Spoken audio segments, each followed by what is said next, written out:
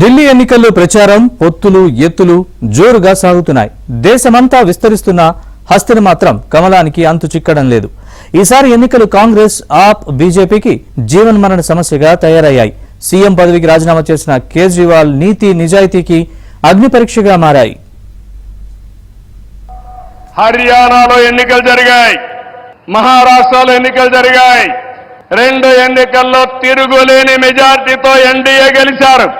అది నరేంద్ర మోడీకి ఉండే చారిస్మా అని చెప్పి నేను మీకు తెలియజేస్తున్నా. రేపు ఢిల్లీ వస్తా ఉంది, రాసి పెట్టుకోండి. గెలవబోయేది ఎన్డీఏ. దానికి కారణం గుడ్, దేశం కోసం పనిచేస్తే ప్రజలందరూ ఆయనతో ఉంటారు. This is where I am appealing, sir. They are all with you. You are fighting for the nation, for the poor people. All people are with you.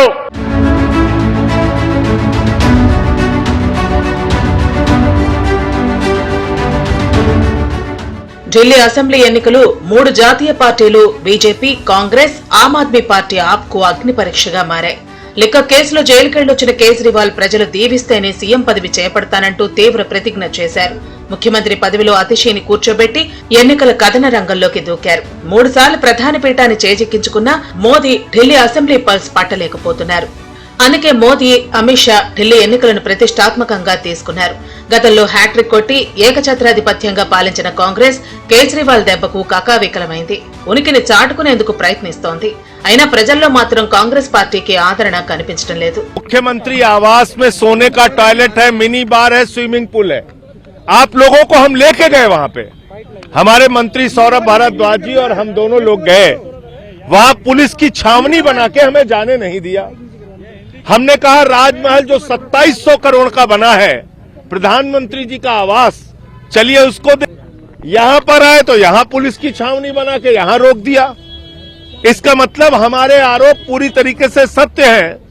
6700 जोड़ी जूते, 5000 सूट और इसके अलावा 200 करोड़ रुपए की झूमर, 300 करोड़ रुपए की कालीन, ये सब कुछ प्रधानमंत्री जी के आवास में मौजूद है और उसको वो दिखाना नहीं चाहते. वहां का पीडब्ल्यूडी के पास चाबी है, यहां तो प्रधानमंत्री जी हैं, उनका घर खुला हुआ है, वो सबको दिखा सकते हैं. अगर ये बहस चला रही है भारतीय जनता पार्टी, क्यों नहीं दिखाती प्रधानमंत्री का घर, क्यों नहीं दिखाती मोदी जी का घर? ఢిల్లీ ఎన్నికల్లో పోటీ ఆమ్ ఆద్మీ, బీజేపీ మధ్య ఉంది. ఢిల్లీ మద్యం కేసులో అరెస్టై కేజ్రీవాల్, డిప్యూటీ సీఎం సిసోడియా జైలుకెళ్లడంతో ఆప్లో ఆత్మస్థైర్యం కాస్త దెబ్బతింది. ఉచితంగా అందిస్తున్న విద్యుత్, తాగునీరు, మహిళలకు బస్సు ప్రయాణం పథకాలపై ఆధారపడి ధైర్యంగా ఎన్నికలను ఎదుర్కొనేందుకు సిద్దమవుతోంది ఆప్. ఢిల్లీ ప్రభుత్వ పాఠశాలలు, మొహల్లా క్లినిక్లు సూపర్ హిట్ అయ్యాయి. ధనిక, పేద అని తేడా లేకుండా అందరికీ ఉచితంగా నాణ్యమైన విద్య, వైద్యం అందుతున్నాయి. అందుకే ఆమ్ ఆద్మీ ప్రచారానికి ఆదరణ దక్కుతోంది.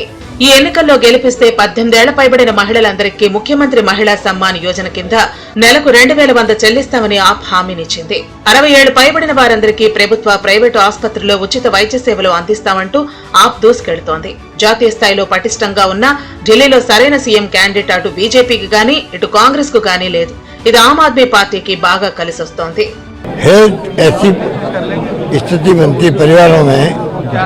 आउट ऑफ पॉकेट एक्सपेंडिचर करना पड़ता है. किसी को पता नहीं कल कौन बीमार पड़ रहा है. जो सिक्योरिटी प्रदान करते हर परिवार को 25 लाख का बीमा राजस्थान में जो है बहुत कामयाब हुआ है. फ्री मेडिसिन, फ्री जांचें, MRI हो, CT स्कैन हो, डायलिसिस हो, कुछ भी हो, ऑर्गन ट्रांसप्लांट हो, पूरा खर्चा सरकार उठा रही है, पब्लिक का, हर परिवार का. इसमें कोई बंदिश नहीं है. आयुष्मान भारत योजना है वो खाली 40 मिनट लोगों तक है. मैंने पब्लिक जो है वहाँ की आबादी, हाउस होल्ड 40 मिनट तक मिलता है. सबको नहीं मिलता वहाँ पर. లోక్సభ ఎన్నికల్లో క్లీన్ స్వీప్ చేసే భాజపా ఢిల్లీ అసెంబ్లీ ఎన్నికలకు వచ్చేసరికి ఘోరంగా ఓడిపోతోంది. 25 ఏళ్లుగా ఆ పార్టీ అధికారం సాధించలేకపోతోంది. స్థానికంగా బలమైన నాయకుడు లేకపోవడం ఆ పార్టీకి ఇబ్బందికరంగా మారింది. దీంతో మోదీ, అమిత్ షాలే అభ్యర్థులుగా ప్రచారం చేయాల్సి వస్తోంది. కేజ్రీవాల్ కు పోటీగా ఈసారి భాజపా మాజీ ముఖ్యమంత్రి సాహెబ్ సింగ్ వర్మ కుమారుడు పర్వేష్ వర్మ రంగంలో ఉన్నారు. ఆయన క్షేత్రస్థాయిలో పెద్దగా పరిచయం లేని నేత. జార్ఖండ్ సీఎం హేమంత్ సోరెన్ ను జైలుకు పంపించి అవినీతి ఆరోపణలు చేసినా బీజేపీకి అక్కడ వర్కౌట్ కాలేదు. ఇక్కడ ఢిల్లీలోనూ అదే పరిస్థితి నెలకొనే అవకాశం ఉంది. ఢిల్లీకి 3 సార్లు ముఖ్యమంత్రిగా పనిచేసిన షీలా దీక్షిత్ మరణం ఆ పార్టీకి పెద్ద లోటు. ఆమె కుమారుడు సందీప్ దీక్షిత్ ను రంగంలోకి దించినా పెద్దగా ఫలితం లేదు. గత 2 ఎన్నికల్లోనూ కాంగ్రెస్ పార్టీ ఒక్క సీటు రాలేదంటే ఆ పార్టీ పరిస్థితిని అర్థం చేసుకోవచ్చు. కాంగ్రెస్ పార్టీ తాము గెలిస్తే ప్యారిదీదీ యోజన పేరుతో ప్రతి మహిళకు నెలకు 2,500 రూపాయలు ఇస్తామని హామీనిచ్చింది. 2024లో గానీ ఢిల్లీ రాష్ట్రంలో 7కి 7 పార్లమెంటు సీట్లను బీజేపీకి ఇచ్చారు. ఈసారి గతంలో కేజ్రీవాల్కి అవకాశం 2వ ఇచ్చాము, 3వ ఇచ్చాము, అనవసరంగా ఇచ్చాము అని ఢిల్లీ ప్రజలు వారు బాధపడుతున్నారు. ఢిల్లీ అంటే ఇది ఒక రాష్ట్రం కాదు, ఇది రాష్ట్రాల సమూహం. ఇది నార్త్ ఈస్ట్ స్టేట్స్ నుంచి, మన సౌత్ రాష్ట్రాల నుంచి, అదేవిధంగా ఉత్తరప్రదేశ్, బీహారు, ఉత్తరాఖండ్, కర్ణాటక, తమిళనాడు, ఆంధ్ర, కేరళ, ఇలా ప్రతి రాష్ట్రం యొక్క రిప్రజెంటేషన్ ఢిల్లీలో ఉంటుంది. సో అందరి యొక్క అభిప్రాయం, ఈ దేశంలో అభిప్రాయం, త్రిపురలో భారతీయ జనతా పార్టీ ప్రభుత్వం, మేఘాలయ భారతీయ జనతా పార్టీ ప్రభుత్వం, ఇవాళ అస్సాంలో భారతీయ జనతా పార్టీ ప్రభుత్వం, అదేవిధంగా రాజస్థాన్లో బీజేపీ ప్రభుత్వం, ఉత్తరాఖండ్లో బీజేపీ ప్రభుత్వం, ఉత్తరప్రదేశ్లో బీజేపీ ప్రభుత్వం, బీహార్లో బీజేపీ ప్రభుత్వం. సో ఈ విధంగా ఎక్కడ చూసినా భారతీయ జనతా పార్టీ ప్రభుత్వాల సమూహము ఢిల్లీలో ప్రతిబింబిస్తుంది. కేవలం ఉనికి కోసము ఇక్కడ ఢిల్లీలో కాంగ్రెస్ పార్టీ పోటీ చేస్తోంది. ఆప్ ఈ పరువు దక్కించుకోవడం కోసం ప్రయత్నం చేస్తోంది. భారతీయ జనతా పార్టీ గత 6 సార్లు ఓటమిని ఎదుర్కొని మొట్టమొదటిసారిగా ప్రభుత్వం, అంటే 2వసారి 93లో ప్రభుత్వాన్ని ఏర్పాటు చేశాం, మరి ఇప్పుడు 2వసారి ప్రభుత్వాన్ని ఏర్పాటు చేయడానికి బీజేపీ సిద్ధంగా ఉంది. ఢిల్లీలో మొత్తం 70 అసెంబ్లీ స్థానాలుండగా అందులో 12 సీట్లు రిజర్వ్డ్. మొత్తం 1,55,00,000 మంది ఓటర్లలో 83 లక్షల మంది పురుషులు కాగా 71 లక్షల మంది మహిళలు. ఆమ్ ఆద్మీ పార్టీ షెడ్యూల్ కు ముందే అన్ని సీట్లకు అభ్యర్థులను ప్రకటించగా బీజేపీ 29 స్థానాలకు, కాంగ్రెస్ 40 స్థానాలకు అభ్యర్థులను ప్రకటించింది. ఢిల్లీలో చివరిసారి 1993లో బీజేపీ గెలిచింది. ఆ తర్వాత వరుసగా సీఎంలను మార్చడం, ఉల్లి ధరలు విపరీతంగా పెరగడంతో బీజేపీకి ఓటర్లు షాక్ ఇచ్చారు. 2013లో బీజేపీ 31 సీట్లు గెలుపొందింది. 2015 అసెంబ్లీ ఎన్నికల్లో 3, 2020లో 8 సీట్లను మాత్రమే కైవసం చేసుకుంది బీజేపీ. 2014, 2019, 2024 లోక్సభ ఎన్నికల్లో ఢిల్లీలో 7కి 7 సీట్లను గెలుపొందింది. మోదీకి ఢిల్లీ ఓటర్లు సంపూర్ణ మద్దతు ప్రకటించారు.